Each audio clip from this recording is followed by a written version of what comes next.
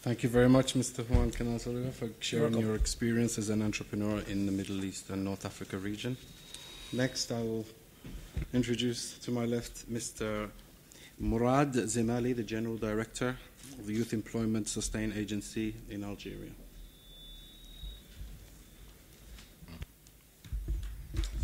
شكرا سيد الرئيس. سيداتي سادتي، أريد في البداية تقديم جزيل الشكر للمشرفين على مؤسسة التعليم من أجل التوظيف لدعوتهم لنا لحضور في هذا الملتقى، وخاصة اختيارهم معضلة تشغيل الشباب كموضوع لهذا اللقاء. سأتطرق بصفة وجيزة لتجربة بلاد الجزائر في ميدان تشغيل الشباب، حيث بنيت استراتيجية ترقية الشباب في الجزائر على قاعدة، هو أنه إنشاء مناصب شغل هو نتيجة مباشرة للنمو الاقتصادي. هذه حقيقة يسلم بها كل المختصون بالإجماع. مع ذلك تجدر الإشارة إلى أنه فيما يتعلق بالتشغيل ومحاربة البطالة لا يوجد حل موحد يمكن تطبيقه على جميع البلدان، إذ ينبغي أن تتماشى سياسات وأدوات ترقية تشغيل مع ظروف وواقع كل بلد. تعتبر ترقية تشغيل الشباب محور رئيسي ضمن مخطط ترقية التشغيل ومحاربة البطالة المعتمدة في الجزائر، حيث أنشئت عدة أجهزة لدعم تشغيل الشباب، ومن أهمها الجهاز الذي تسيره الوكالة الوطنية دعم تشغيل الشباب الذي أتشرف بإدارتها، حيث تقوم هذه الوكالة بتنفيذ جهاز ذو مقاربة اقتصادية يهدف إلى مرافقة الشباب البطال لإنشاء وتوسيع مؤسسات مصغرة في إنتاج السلع والخدمات. وتسعى الوكالة إلى ترقية ونشر الفكر المقاولاتي لدى الشباب، وكذلك من مهمتها منح إعانات مالية وامتيازات جبائية خلال كل مراحل المرافقة لهذا الشباب. يشكل كذلك تكوين، بما أنه هو موضوع لقائنا هذا، يشكل تكوين إحدى المحاور الهامة التي تلتزم الوكالة بتطويرها ضمن سياستها في متابعة ومرافقة الشباب أصحاب المشاريع، خاصة في مجال التسيير والتسويق، المالية والمحاسبة، وذلك لتعزيز القدرات السيرية لدى الشباب حتى نضمن ديمومة هذه المؤسسات وبالتالي المحافظة على مناصب الشغل.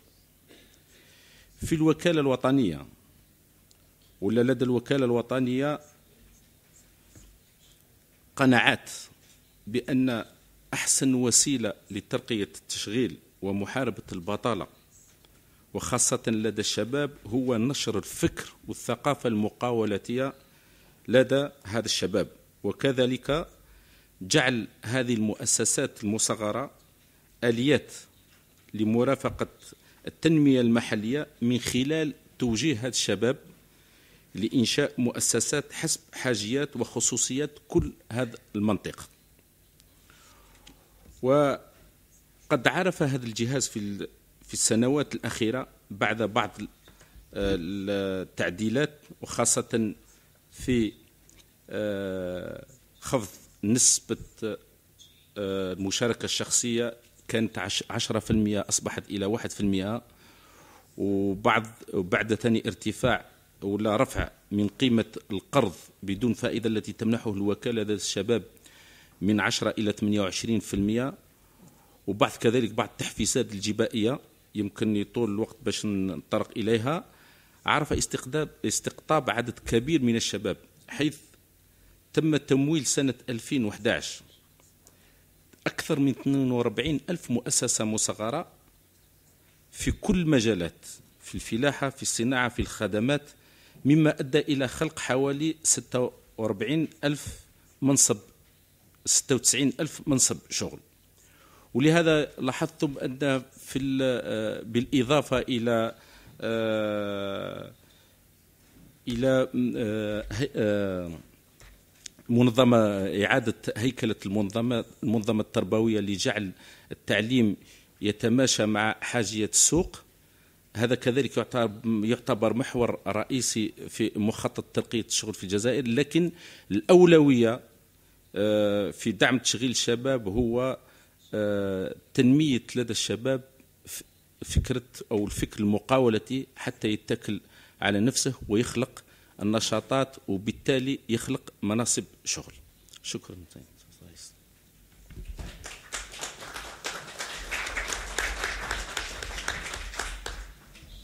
Thank you very much, Mr. Murad Zamali, General Director of Youth Employment Sustain Agency, Algeria.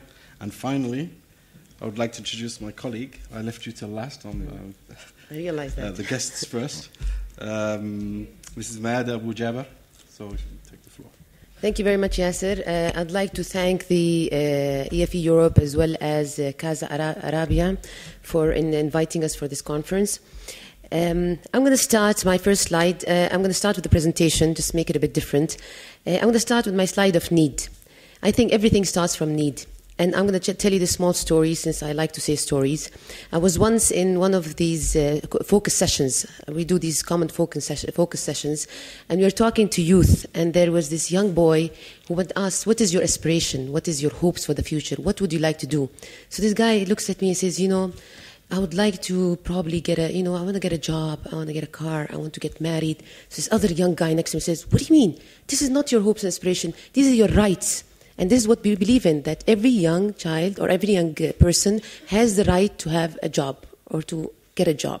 So this is where the need came for the institution, and this is where the need came for me to actually work in this institution. Let me continue with the need, and let's see what the private sector needs. About 600 CEOs in the Arab world were surveyed, and half of them said that the youth that graduate from universities or graduate in general do not have the right skills for employability. Furthermore, EFE teaches, when they identify the top 9 skills, EFE actually teaches the top 9 skills that they identified, which is basically they wanted leadership, they wanted youth that take initiative, they want communication skills, flexibility, teamwork, all the soft skills that are required. They didn't ask for technical skills. They wanted committed people. Now, if you have a look further on, the skills that were least desired by CEO was actually memorization skills. And what are we doing in our universities? We're actually giving all the memorization skills. So really, we've identified then there was this mismatch. So let me tell you another program that we had. We had a bit of funding to work on in the IT sector, to train youth to get jobs in IT. And there are so many youth in Jordan that are not specifically IT graduates that are not getting jobs. So we did a need assessment, and we realized that what's required in the market is open source technologies, so things like Javas and PHPs, rather than Microsoft technology. So we began to train, and they got all employed. We got 2,000 CVs. 2,000 CVs of unemployed, and in the end, we trained about 50 of them. That's where we got the funding, and the training continues now, and basically they all got jobs. So what's going on? Oops, sorry. So it's not the number of potential candidates. It's really the mismatch between what the private sector wants and what the results of the education system is producing. So now that we know the need of the private sector, we know that youth are eager to work, we initiated the Jordan Career Education Foundation. We are called JESF, but we are an affiliate of the Education for Employment Foundation. We are the first foundation that was set up back in 2006. By the way, this picture that you see here is our students back in 2006. The girl here got a job. She's married now. The other day I saw her, she's also pregnant. So this is 6 years ago. So they're it's quite a challenge. We're established in 2006. We do have a different name than EFE. The reason for that is because we are locally driven. It's a local foundation. We're an independent non-profit, and EFE, we're affiliated to EFE. We have 11 board members from the private sector, Ron sits on the board, and the EFE US, Jamie, and we have 9 other private sector members, each from a different sector, and they are the champions of that sector. So they identify the need per sector, be it telecommunication, be it construction, be it accounting, whatever sector it is, they actually champion that sector. They do need assessment, and we are then directed to the private sector, and we get the need. So we're market-driven. We don't come from the supply sides. We don't come from universities. We actually come from the private sector. We get the demand, and then we train and link so that youth that come into our programs get jobs in the end. One of our youth was saying, what's really nice about GESF is actually in the end, you're getting a job. They see the light at the end of the tunnel. It's not just another training program, another certificate, another promise. I'm going to give you the certificate, and most probably you're going to get a job. It's not true. In the end, you're going to get a job. So that's what's good about it. The results. We deliver what we say. So we really complete the circle. We complete the circle, the job outputs. Our indicator of success is not how many people we train. It's how many people really get jobs in the end. Sounds excellent. And we've been doing this since 2006. So let me throw some numbers at you. We've enrolled 2,200 youth till now. 94% graduates. 6 months job placement was 82.3%.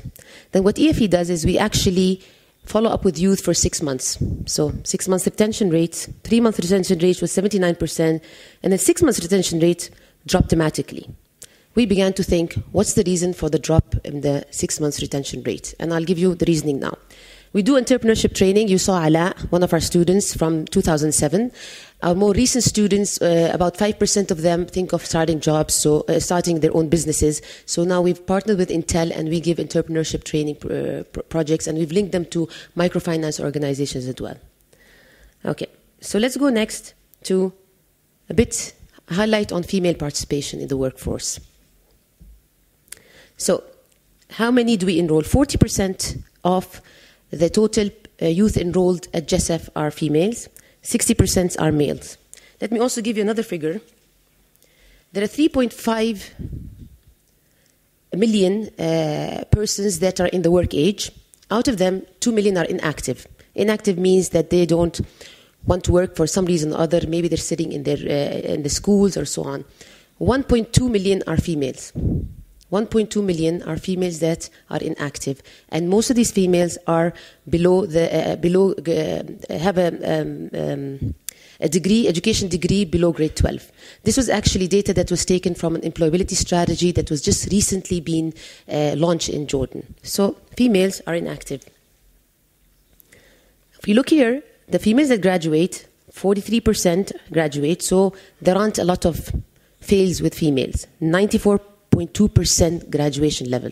Females usually do better in the education system. But then what happens? They're all offered the jobs.